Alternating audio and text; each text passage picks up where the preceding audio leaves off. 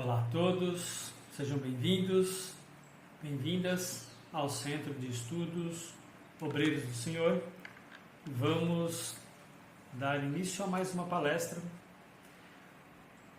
sobre o livro SOS Família. O item é Cristo no Lar. Mas antes, vamos iniciar com uma prece. Vamos pedir a espiritualidade amiga, espiritualidade benfeitora, que nos auxilie, nos inspire nesse momento de leitura, de reflexão, que os benfeitores dessa casa possam nos conduzir para que tenhamos um momento fraterno, solidário e de entendimento, para que possamos melhorar cada vez mais as nossas relações com o nosso próximo, com a nossa família, com os nossos amigos, com todos aqueles que se relacionam conosco. E que Jesus nos guie e nos acompanhe nesse momento. Que assim seja. Graças a Deus e graças a Jesus. Então, retomando, o livro SOS Família, psicografia de Divaldo Franco, ditado pelo espírito de Joana de Ângeles e diversos outros espíritos. Para chegar no ponto específico de Cristo em casa, eu vou contextualizar um pouco alguns aspectos desse material, incluindo o prefácio. O prefácio do livro foi escrito por Joana de Ângeles em 1994. Então temos aí um pouquinho mais de 30 anos, 3 décadas se passaram, e a mensagem, o conteúdo, nós falamos que é um conteúdo não perecível, porque a mensagem ainda é muito atual nos dias de hoje. Então, Joana é muito oportuna naquilo que ela propõe para a escrita aqui. Então, alguns trechos eu destaquei como relevantes, como, por exemplo, ela caracteriza a família, aqui falando o seguinte: a família tornou-se a célula máter do organismo social, onde se desenvolvem os sentimentos, a inteligência e o espírito desperta para as realizações superiores da vida. Toda vez que a família se desestrutura, a sociedade cambaleia, a cultura degenera, a civilização se corrompe. Então são 2 pontos importantes aqui, No primeiro trecho, ela já indica que nesse conjunto social, nesse organismo social que chamamos de família, todos os integrantes dessa família, eles vão desenvolver seus sentimentos, a sua inteligência, e vão despertar para realizações superiores, uma vez que entendemos que a família é um campo fértil de aprendizado e de elevação espiritual moral. No segundo momento, ela coloca que, uma vez que é esse grupo familiar, que a família se desestrutura, ela se degenera, ela vai mudando esse perfil de relação, a civilização se corrompe. Porque a gente pode entender que a família, como uma representação mínima de uma sociedade, as relações que desenvolvemos e cultivamos em casa, com a nossa família, elas vão se reproduzir na nossa sociedade, de um modo geral. Se nós entendermos a sociedade atual como desorganizada e em um estado caótico, por assim dizer, podemos entender também que as famílias, de um modo geral, algumas mais, outras menos, encontram-se nesse estado de desestruturação, como ela coloca aqui, né, cambaleando, né? Então, porque a sociedade é um reflexo de um conjunto de pessoas. Essas pessoas se educam primeiramente no âmbito familiar, depois no âmbito social. As relações familiares vão determinar, no caso da criança, para a criança, vão determinar como que ela vai se portar como adulto. Todas as relações que ela constrói nos primeiros anos de vida e até a sua adolescência, basicamente, vai refletir diretamente na sua personalidade futura. Além, claro, de toda a bagagem que esse espírito já traz de outras existências. Então ela começa, logo no prefácio, trazendo esta reflexão da importância da família, né, e o efeito que essa desorganização, essa desestruturação desse grupo familiar pode gerar em termos de sociedade. Então, esse livro, o livro SOS Família, ele vai nos convidar a essa reflexão, né, para que possamos aí pensar em agir principalmente, né, sempre, né, na questão do bem. Ela nos traz aí a seriedade no que tange os compromissos domésticos, a renúncia em benefício à prole, a abnegação, ampliando as áreas do amor no lar, respeito recíproco dos cônjuges que se comprometem e que se comprometeram a educar o clã, o seu clã familiar. Então, é uma reflexão imediata no dever e no bem e nos compromissos assumidos, os compromissos domésticos, na renúncia dos responsáveis da família para beneficiar a prole, a abnegação para manter esse estado de equilíbrio na família. Então, estar à frente da família é uma grande responsabilidade. Constituir uma família é uma grande responsabilidade. Quando somos filhos, temos um comportamento. E esse comportamento, inclusive, ele vai ajudar ou não a estruturação, né, a manutenção da estrutura dessa família.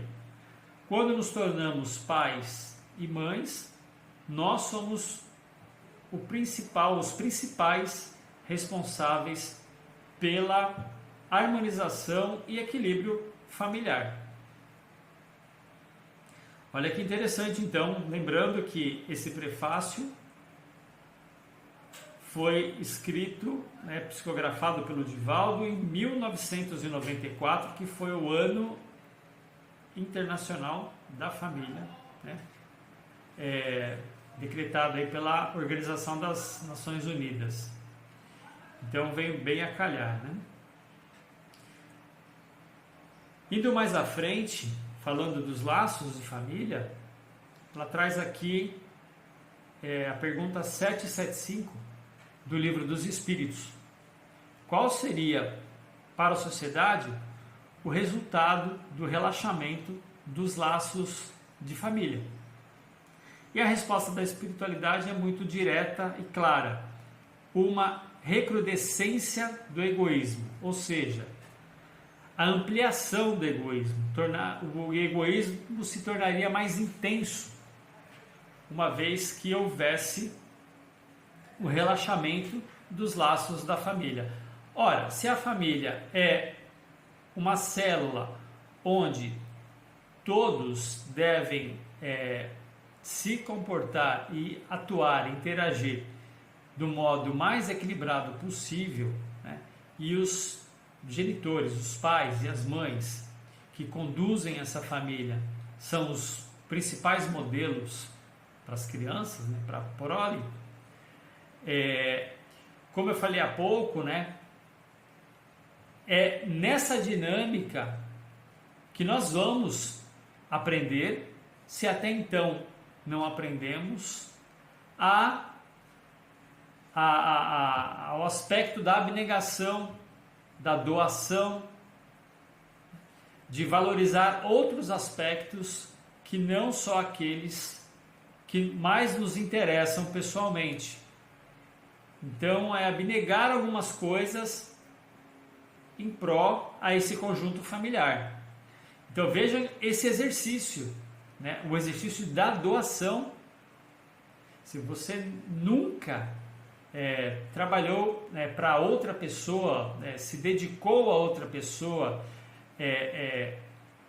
intensamente, na sua família é o momento, é o local, é a situação em que você vai ter essa oportunidade. E dessa forma, a gente consegue subjugar o egoísmo e o orgulho, inclusive, esses dois aspectos que são muito combatidos, né, no Evangelho segundo o Espiritismo. O orgulho e o egoísmo são características que precisamos, dentro das nossas capacidades aí, possibilidades, superar cada vez mais esses dois aspectos, né? O egoísmo e o orgulho. E aqui ela fala especificamente, né?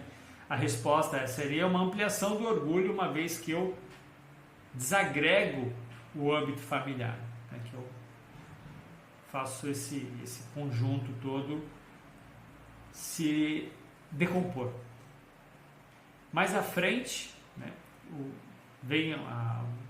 O Espiritismo coloca a família, né, como um instituto abençoado em que as criaturas humanas se reencontram com um programa de provas e expiações com vista ao futuro. Olha que interessante.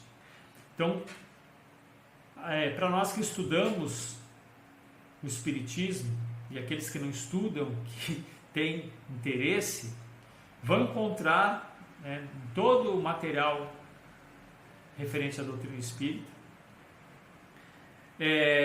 meios, mecanismos, orientações para que a gente consiga lidar melhor com as situações, que a gente consiga, inclusive, superar algumas fragilidades e más tendências que trazemos conosco.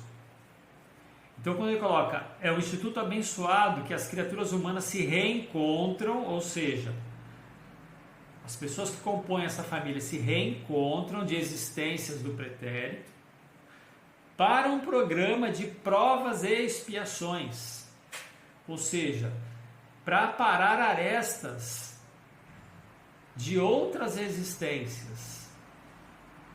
Às vezes, um membro da família vem para auxiliar esse grupo familiar, auxiliar no sentido de dar um equilíbrio. E também, ao mesmo tempo, nós temos situações em que um sujeito da família gera toda uma desagregação, gera todas umas situações de complicação nesse meio familiar.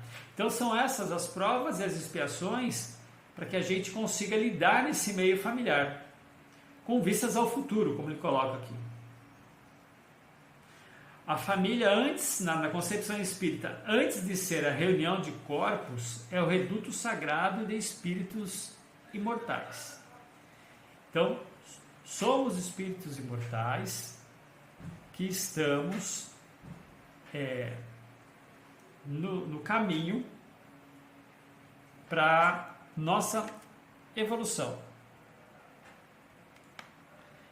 E o meio familiar é o meio que nós temos para nos adiantarmos nesse sentido. Bom, passando essa parte da introdução e o prefácio do livro, eles vão tratando vários aspectos nos diversos capítulos aqui. Em um deles, né, é colocado que a família é, antes de tudo, um laboratório de experiências reparadoras, na qual a felicidade e a dor se alternam, programando a paz futura. Então, é um laboratório, é um campo de aprendizagem, né? Então, é difícil, às vezes, a gente trazer isso para a nossa vivência, porque a gente lê, acha interessante, escuta uma palestra, acha interessante, mas é importante que a gente se lembre disso nas situações reais de vivência no nosso cotidiano familiar. Então são experiências reparadoras onde vamos ter felicidade e dor se alterando. Se a gente fizer uma leitura rápida, a gente vai perceber que ao longo do tempo, na nossa família, nós tivemos e vamos ter essas oscilações.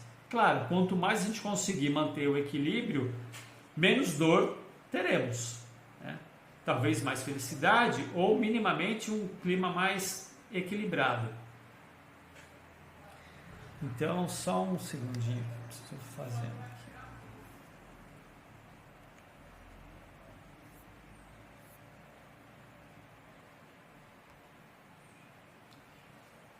Eu esqueci de colocar no modo avião, então o celular vai tocar a qualquer instante.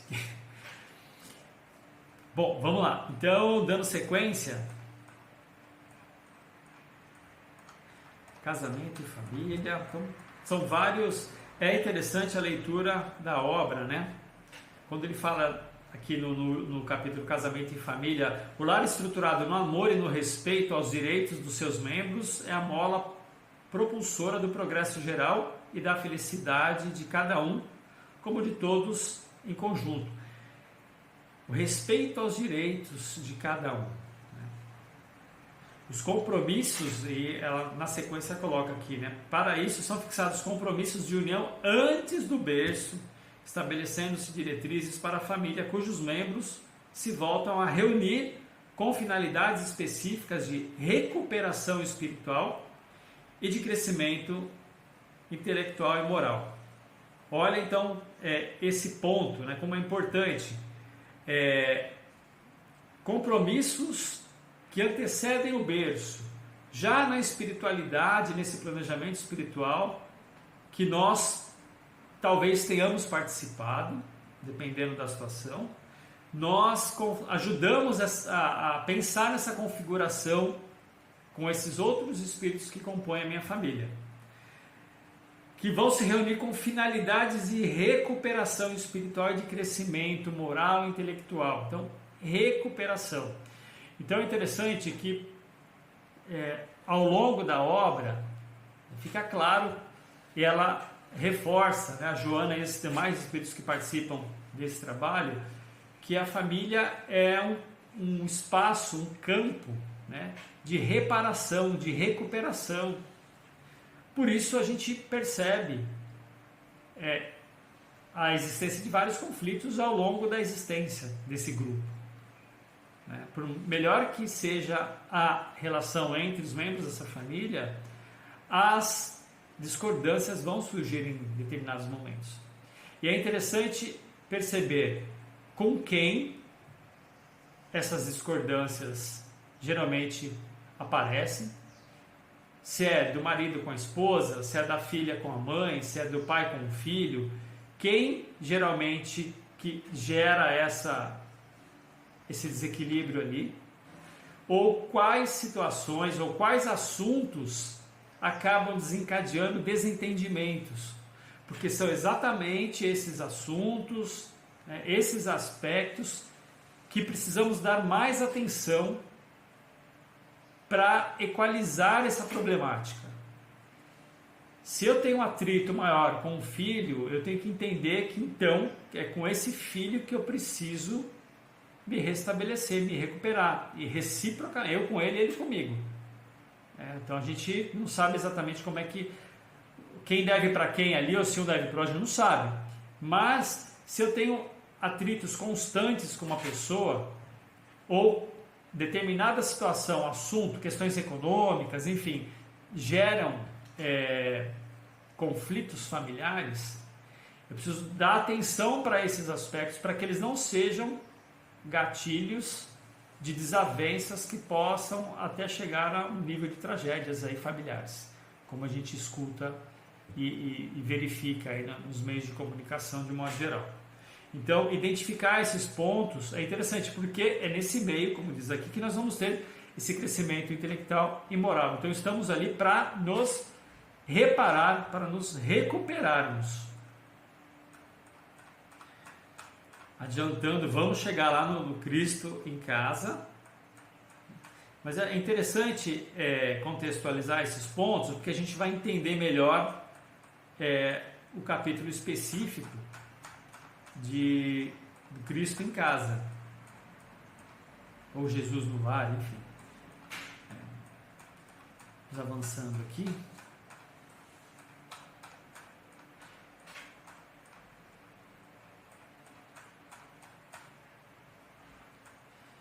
Tem um item que fala do espiritismo no lar.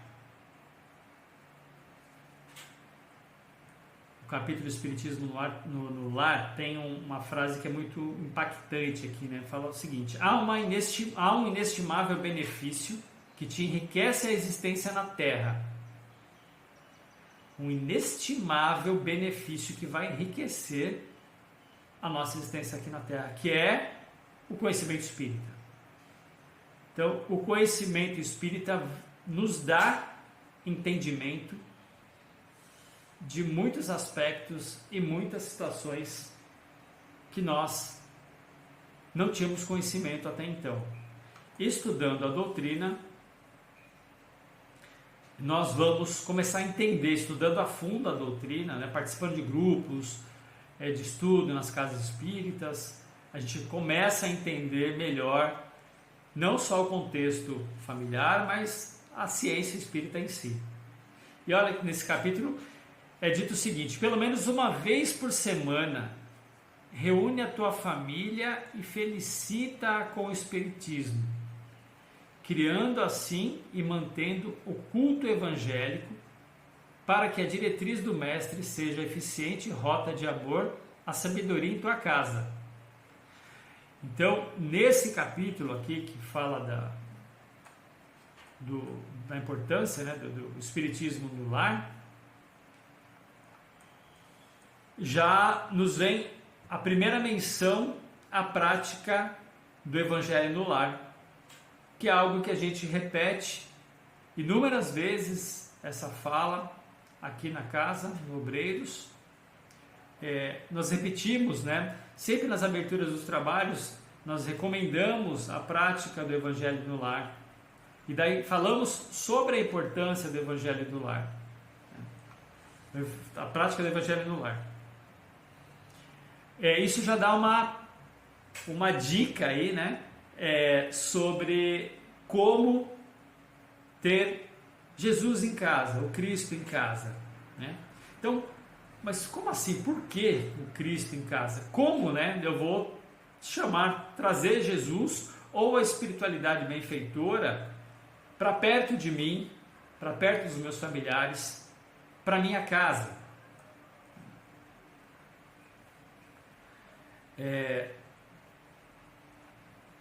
O remédio, então, é falar do seguinte aqui, ó. A prática do Evangelho e a presença da espiritualidade benfeitora em nossa casa é um remédio valioso que consegue recompor distonias psíquicas àqueles que jazem anestesiados sob o jugo de forças vingadoras de existências pretéritas. Quer dizer, a gente consegue recompor a energia psíquica do nosso lar, a gente consegue limpar e afastar da nossa casa toda forma de obsessão com a prática do Evangelho sistematicamente praticada. Porque nós vamos atrair essa espiritualidade benfeitora e a nossa casa vai se tornar um ponto de luz. Então a fala, a leitura do Evangelho, né, a menção a Jesus constantemente vai naturalmente afastar esses espíritos que estejam ali fazendo algum tipo de intervenção que gere problemas para a família. Na sequência, nesse capítulo, que é já o Cristo em casa, né, diz o seguinte: os espíritos reencarnam-se no mesmo grupo cromossomático, ou seja, no mesmo grupo sanguíneo, né, a família sanguínea, endividados entre si para o necessário reajustamento, como foi dito agora há pouco. Espíritos endividados que precisam se realinhar, que precisam se reajustar. Esse reajustamento entre esses espíritos. Aí teremos a missão cumprida no final da nossa jornada terrena, né? Pelo menos nessa, se a gente conseguir cumprir com os nossos deveres aí, na nossa atuação, buscando sempre o equilíbrio, a paz, a harmonia, sempre que possível, na maioria das vezes, conseguindo lidar com essas situações conflitantes no lar ou eliminando essas condições conflitantes, nós tendemos a esse reajustamento com esses nossos irmãos espirituais.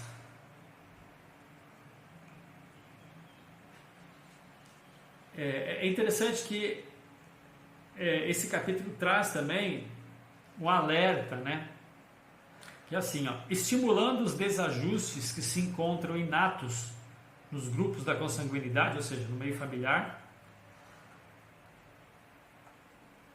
a atual técnica de comunicação, né, os meios de comunicação atuais, né, malsã, tem conspirado poderosamente contra a paz do lar e a felicidade dos homens.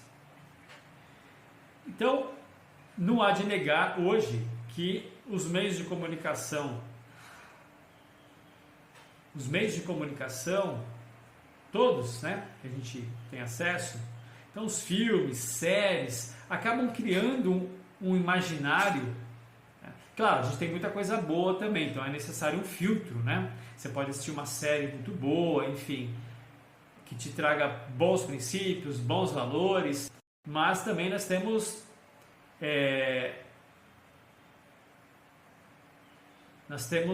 a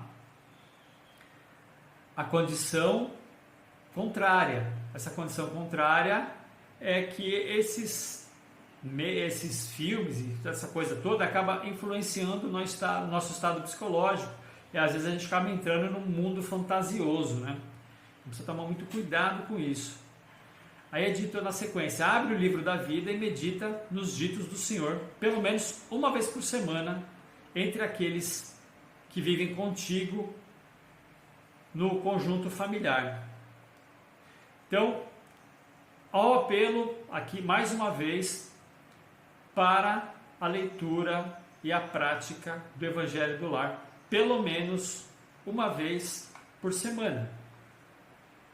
Pelo menos uma vez por semana. Para que a gente consiga modificar essas energias. E no final desse capítulo tem uma citação de Mateus, capítulo 8, que fala o seguinte: Senhor, não sou digno de que entres em minha casa. Essa fala, né, era de um soldado romano que queria ajuda de Jesus na época, mas para ajudar os seus serviçais lá, enfim. Mas ele tinha para ele dizer: não sou digno de que entres em minha casa. Mas Jesus foi lá e fez o que tinha que fazer, né? E na sequência é colocado também de Mateus capítulo 1, aqui o item 10. Um dia, Deus, em sua inesgotável caridade, permitiu que o homem visse a verdade varar as trevas. E esse dia foi o advento do Cristo. Ou seja, a Terra recebeu Jesus. Aquele período trevoso, aquele período cheio de guerras e, enfim, né? Jesus simplesmente encarna, né, para mostrar o caminho, para mostrar que havia uma possibilidade, uma alternativa a tudo aquilo que estava acontecendo. No caso aqui desse soldado romano, a mesma coisa, independente da pessoa, né? Na verdade, se a gente se dedicar à prática do Evangelho, nós vamos trazer para o nosso lar a presença de Jesus e de seus mensageiros de luz. Então, como ter o Cristo em casa, né? Jesus contigo. Para finalizar agora o capítulo aqui, dedica uma das 7 noites da semana ao culto do Evangelho, a fim de que Jesus possa pernoitar em sua casa. Prepara a mesa, coloca água pura, Abra o Evangelho e mande aí a mensagem de fé, enlaça a família e ora. Jesus virá em vista.